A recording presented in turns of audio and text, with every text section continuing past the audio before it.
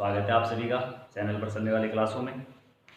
अपना जो इससे पहले का टॉपिक था वो था अपन ने पढ़ा था स्ट्रक्चर ऑफ पोलन ग्रेन्स, परागकण की संरचना के बारे में अपन ने बात करी। अपना जो आज का टॉपिक है वो है dehiscence of anther, chapter number 2 first unit का एंजियोस्पर्मिक रिप्रोडक्शन प्लांट्स। अब बात कर रहे हैं हम परागकोश में स्फुटन की बात कर रहे हैं भाई। देखो अपन ने शुरू किया था परागकोश एक उभार जैसी संरचना के रूप में अपन ने शुरू किया था ना, गोल गोल से उभार जैसी कुतंतु एक संरचना प्रकट होती है।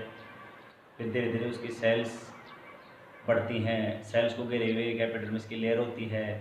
एपिडर्मिस की लेयर के नीचे हाइपोडर्मल क्षेत्र के अंदर एक जो सेल्स होती है वो आकार में बड़ी होती है। धीरे धीरे वो कोशिकाएं आकार में बड़ी होकर क्या कर लेती हैं, जीव द्रव्यों को गाढ़ा कर लेती हैं, जीव द्रव्यों की मात्रा बढ़ा लेते हैं। ऐसे कुछ याद है क्या तुम्हारे को? अगर किसी ने देखा हो पढ़ाओ तो याद होगा थोड़ा बहुत, तो थोड़ा तो याद होगा ही। फिर वो जो कोशिकाएं हैं उनको आर्कियोस्पोरियल को कोशिकाएं बोलते हैं। एक से ज़्यादा आर्कियोस्पोरियल कोशिकाएं बनती है, इसलिए इसकी जो परागकोश की जो उत्पत्ति है वो अपन ने कौन सी बताई थी? यूस्पोरोइंजिएट प्रकार की उत्पत्ति। फिर उसके बाद वो कोशिकाएं दो प्रकार की कोशिकाओं में विभाजित होती है, पीपीसी सेल और पीएमसी सेल। वो जो पीपीसी सेल थी वो क्या करती है, निरंतर लगातार विभाजित होती जाती है, बहुत सारी कोशिकाएं विभाजित होकर बनती हैं, जिससे परतों का निर्माण हो जाता है। 3 नई और परतें बन जाती हैं, एंडोथीसियम, मिडिल लेयर और टेपिटम। तो इस तरह एक यंग जो एंथर था उसके अंदर हमारे को या उसकी टीएस लेके हमारे को देखने पे जो लेयर्स दिखाई दी थी वो कितनी दिखाई दी थी? अपन ने पढ़ा था स्ट्रक्चर ऑफ एंथर, परागकोश की संरचना, उसमें 4 लेयर अपने को नजर आई थी। एक तो एपिडर्मिस थी, एक एंडोथीसियम, एक मिडिल लेयर और एक टेपिटम। ये 4 लेयर अपन ने पढ़ ली थी। अब इस तरह 4 लेयरों से वो परागकोश की जो संरचना थी वो बन गई थी। धीरे धीरे इसके अंदर परागकण बन गए थे, जो माइक्रोस्पोरोजेनेसिस टिश्यू जो बने थे उनकी हर एक कोशिका मेगास्पोर मदर सेल की तरह काम कर रही थी।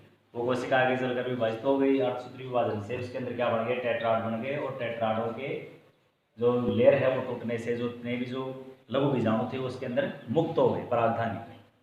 फिर जो लघु बीजाणु थे उनके चारों तरफ स्पोरोपोलिन जमा होने लग गया, यूबिस्का जमा हो गई, उसकी जो आकार है उसकी मोटाई बढ़ गई और फिर उसने उसको क्या नाम दे दिया? परागकण नाम दे दिया। तो इस तरह धीरे धीरे परागकोश क्या हो गया? परिपक्व हो गया। अब जब परागकोश परिपक्व होता है और जब परागकोश में परागकणों का निर्माण होता है तो उस समय परागकोश की भित्तियों में बहुत सारे परिवर्तन हो जाते हैं। बहुत सारे परिवर्तन, जैसे हमने बात की थी कि भाई परागकणों को वृद्धि करने के लिए या परागकणों को बनने के लिए पोषण चाहिए। उस पोषण के लिए टेपिटम यूबिस्का एरिया बनाती है। टेपिटम वो पोषण कहाँ से प्राप्त करती है? मिडिल लेयर से प्राप्त करती है, हमने बात भी करी थी। फिर हमने ये भी कहा था कि भाई जब टेपिटम मिडिल लेयर से पोषण ले लेती है तो मिडिल लेयर नष्ट हो जाती है, और जब टेपिटम यूबिस्का बनाती है तो टेपिटम भी नष्ट हो जाती है। तो इस तरह इसकी भित्तियों में बहुत सारे क्या हो जाते हैं? परिवर्तन। इसी के बारे में देखो। अब उसके बाद इसका स्फुटन कैसे होता है? स्फुटन का मतलब होता है परागकोश का फट जाना। परागकोश फट जाएगा, परागकण बाहर आ जाएंगे। बम नहीं फट रहा, परागकोश का फट जाना मतलब परागकोश की जो भित्ति है वो टूट जाएगी, उससे परागकण क्या हो जाएंगे? निकलकर बाहर आ जाएंगे। देखो परागकणों का जो परिपक्वन होता है तो परागकणों के परिपक्वन के दौरान परागकोश की भित्तियों में कई प्रकार के परिवर्तन होते हैं। ये जो मैंने इधर डायग्राम बनाया है ये मैंने एक परिपक्व परागकोश का बनाया है। स्फुटित होता है एक परिपक्व परागकोश, TSO स्फुटित परिपक्व परागकोश। देखो भाई सबसे पहले जो मिडिल लेयर है परागकोश की, ये मिडिल लेयर क्या काम करती है? टेपिटम के द्वारा खाद्य पदार्थों को, मतलब मिडिल लेयर टेपिटम को खाद्य पदार्थ दे देती है। तो टेपिटम के द्वारा मिडिल लेयर से सभी खाद्य पदार्थों का क्या कर लिया जाता है? अवशोषण कर लिया जाता है। जब टेपिटम मिडिल लेयर से खाद्य पदार्थों को ले लेती है तो मिडिल लेयर क्या हो जाएगी? काम खत्म, नष्ट हो जाएगी मिडिल लेयर। मिडिल लेयर का काम है टेपिटम को खाद्य पदार्थ देना, ठीक है। उसके बाद परिपक्व परागकोश की प्रत्येक पाली की दोनों परागधानियां आपस में क्या हो जाएंगी? जुड़कर एक परागधानी का निर्माण कर लेंगे। अब वापस चले जाओ, पीछे चले जाओ, बैक में जाओ। हमने पढ़ा था कि भाई एक परिपक्व होते हुए परागकोश के अंदर कितने, पहली बात तो परागकोश में कितनी धानियां होती हैं? कितने लोब्स होते हैं? 2 लोब होते हैं भाई, एक ये और दूसरी ये जो दोनों लेब हैं बीच के अंदर, ये जो संरचना आपको दिखाई दे रही है ये क्या है? ये तो है लोब्स और ये है कनेक्टिव यानी योजी। तो अगर हम इसकी टीएस काट के देखें तो ये हमारे को कुछ इस तरीके से नजर आया। अपन ने काटी भी थी टीएस, इसके अंदर हमने ऐसे कुछ देखा था, इसकी संरचना अपन ने कुछ इस तरीके से लिखी, ऐसे लिखी। तो ये जो संरचना होगी बीच में तो वही कनेक्टिव, और ये इधर एक पाली और ये दूसरी पाली। तो परागकोश में कितने पालियां नजर आ रही हैं? 2 पालियां नजर आ रही थी परागकोश में, परिपक्व होते परागकोश में। हर एक पाली के अंदर हमने कितनी परागधानियों की बात करी थी कि एक पाली में कितनी परागधानियां होती हैं? 2 परागधानियां। अधिकतर पाठ हो मेरे, बहुत सारे पाठ हो। इसका मतलब एक परिपक्व, एक परागकोश के अंदर कितनी परिपक्व नहीं, एक परिपक्व होते हुए परागकोश के अंदर 2 पालियां, प्रत्येक पाली में 2-2 धानियां, तो टोटल कितनी परागधानियां हो गई? 4। अब जब परागकोश पूरी तरह से परिपक्व हो जाएगा, जब उसकी मिडिल लेयर नष्ट हो जाएगी, तो उसी समय क्या देखो बहुत सारे परिवर्तन होंगे ना, उन्हीं में से एक परिवर्तन ये होगा, इसके जो दोनों लोब्स है ना, ये दोनों लोब्स, इन दोनों लोब्सों के अंदर मौजूद देखो, इधर इसमें एक ये और एक ये 2 परागधानी मौजूद है, इधर भी एक ये 2 परागधानी मौजूद है। तो होगा क्या, ये और ये परागधानी दोनों क्या हो जाएंगे? आपस में जुड़ जाएंगे, और इधर वाली भी दोनों परागधानी आपस में क्या हो जाएंगी? जुड़ जाएंगी। इस तरह एक तरफ के लोब में एक परागधानी, दूसरी तरफ के लोब में दूसरी परागधानी। इस तरह एक परिपक्व परागकोश की टीएस को अगर हम देखेंगे, या इसमें मैंने दिखाया गया, देखो ये इसको संपूर्ण एक परागधानी और इसको भी संपूर्ण को मैंने क्या बता दिया? एक परागधानी। तो एक परिपक्व होते परागकोश के अंदर हमारे को उसकी दोनों लोब्स में 2 ही परागधानियां अब देखने को मिलेगी। तो पहली चीज हमने क्या बात करी? पहली चीज तो ये कि मिडिल लेयर टेपिटम को भोजन देकर नष्ट हो जाती। दूसरे मैंने क्या बात करी कि परिपक्व होते परागकोश के अंदर जो परागधानियां थी ये आपस में जुड़ जाती हैं, और एक लोब में अब हमारे को एक ही परागधानी देखने को मिलती है। अब होगा क्या? यूबिस्काई को माइक्रोस्पोरेंजियम की बात करते हैं अब टेपिटम की। अब टेपिटम क्या करेगी? टेपिटम प्रोयूबिस्काई का निर्माण करेगी। प्रोयूबिस्काई के चारों तरफ स्पोरोपोलिनिन जमा होगा। स्पोरोपोलिनिन जमा होने के बाद वो किसमें कन्वर्ट हो जाएगी? यूबिस्काई। ये यूबिस्काई पराग टेपिटम किसमें मुक्त कर देगी? परागधानी में, यानी यूबिस्काई को परागधानी के अंदर क्या कर देगी? ये मुक्त कर देगी, इस परागधानी में छोड़ देगी। ये टेपिटम की लेयर है, यहाँ ये टेपिटम की लेयर है, चौथी लेयर। तो जब यूबिस्काई को माइक्रोस्पोरेंजियम या परागधानी में टेपिटम मुक्त करती है, तो उसके बाद स्वयं टेपिटम भी क्या हो जाएगी? नष्ट। इसका भी काम खत्म। पहले ये मिडिल लेयर से भोजन लेके उसको नष्ट कर रही थी, अब खुद का नंबर आ गया नष्ट होने का, तो ये भी क्या हो गई? नष्ट हो गई। अब अगर हम एक परिपक्व परागकोश की संरचना को देखें, तो परिपक्व परागकोश की संरचना में अपने को कितनी लेयर नजर आई है? दो ही लेयर नजर आई ना अपने को।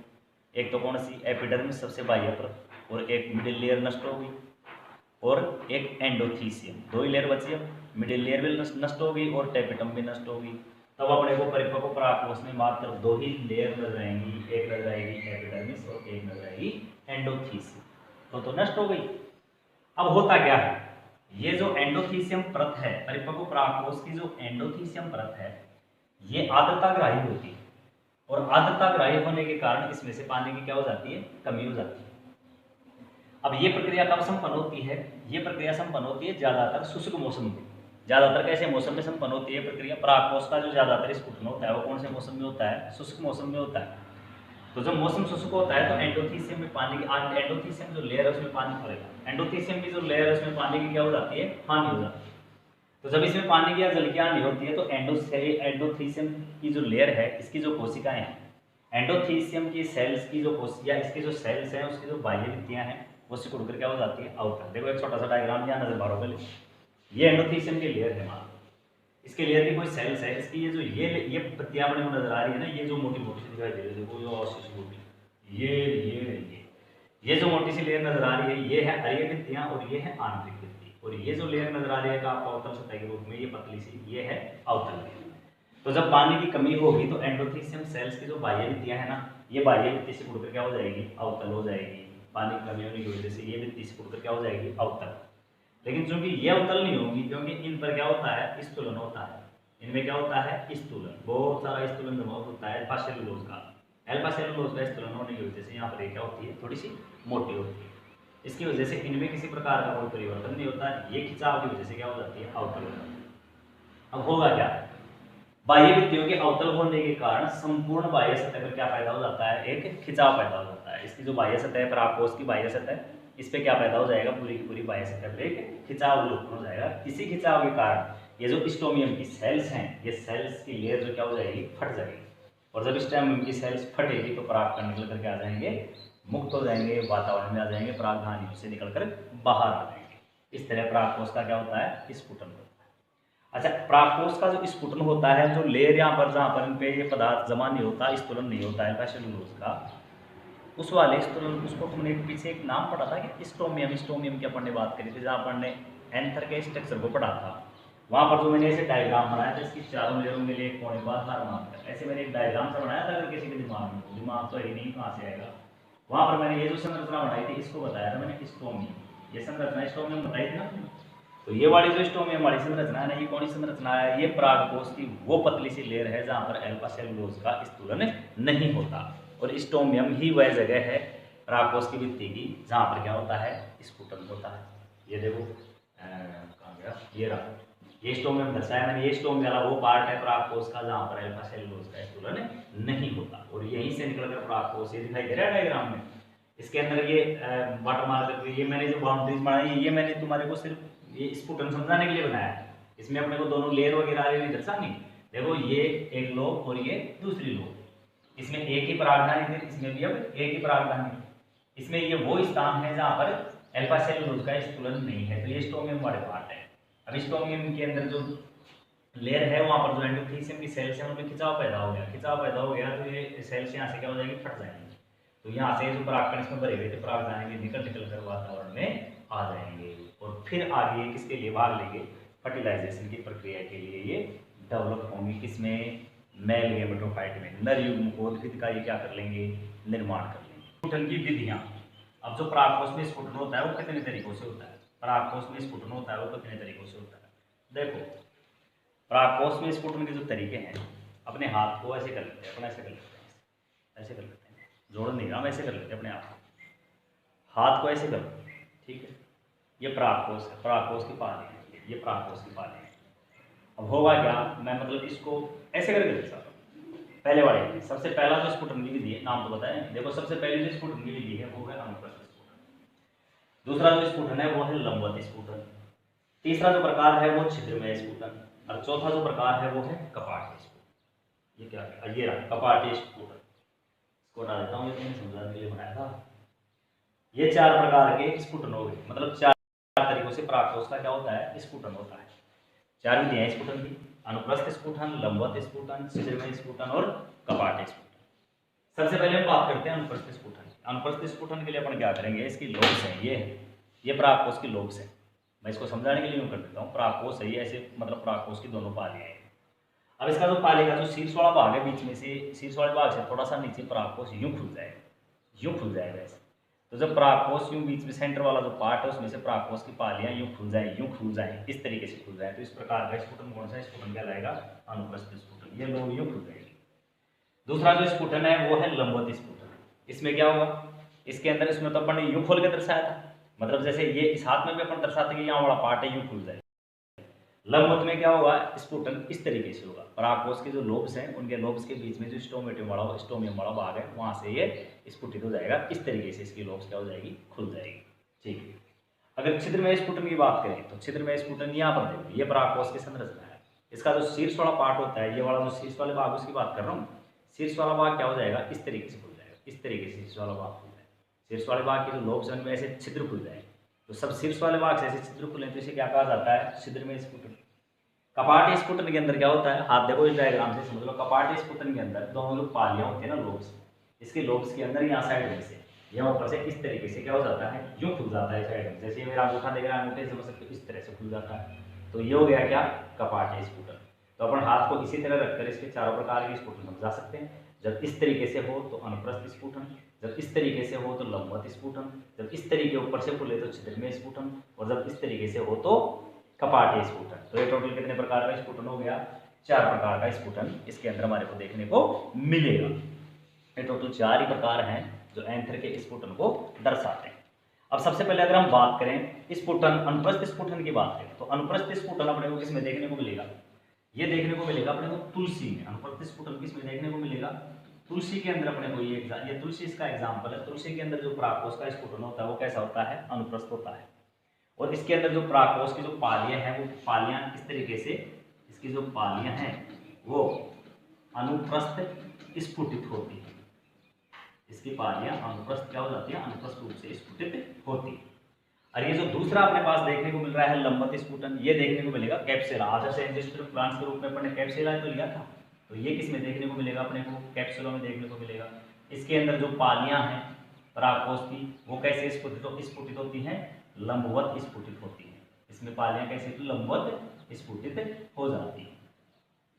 तीसरा जो अपने को देखने को मिलेगा वो है अपना छिद्रमय स्फुटन। छिद्रमय स्फुटन अपने को किसमें देखने को मिलेगा?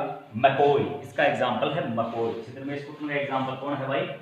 मकोई एग्जाम्पल है इसका। इसके अंदर जो इसका शीर्ष वाला जो पार्ट होता है उसमें क्या हो जाता है? छिद्र होता है, जिसकी वजह से ये खुल जाता है। चौथा जो स्फुटन अपने को देखने को मिलेगा वो कौन सा देखने को मिलेगा? कपाट स्फुटन। इसका जो एग्जाम्पल है वो बोरबोरिस। इसका एग्जाम्पल कौन है? बारबोरिस, ये इसका एग्जाम्पल है। ये हमारे को इसमें देखने को मिलेगा। इसके अंदर जो कपाट जैसी संरचनाएं होती हैं, कौन से स्फुटन में? कपाट स्फुटन में कपाट जैसी संरचना खुलकर अलग हो जाती है, पर आपको उससे क्या कहा जाता है? कपाटीय स्फुटन। एक से ज्यादा बन सकते हैं ये कपाट, ये जो कपाट से बनते हैं ये एक से ज्यादा भी इसके अंदर बन सकते हैं। इसी के साथ अपना जो टॉपिक था वो खत्म हो गया। अब अपना जो नेक्स्ट टॉपिक शुरू होगा वो शुरू होगा mail gametophyte, development of male gametophyte. नर युग्मकोद्भिद का निर्माण कैसे होता है, क्योंकि परागकण इससे बाहर निकल जाएंगे।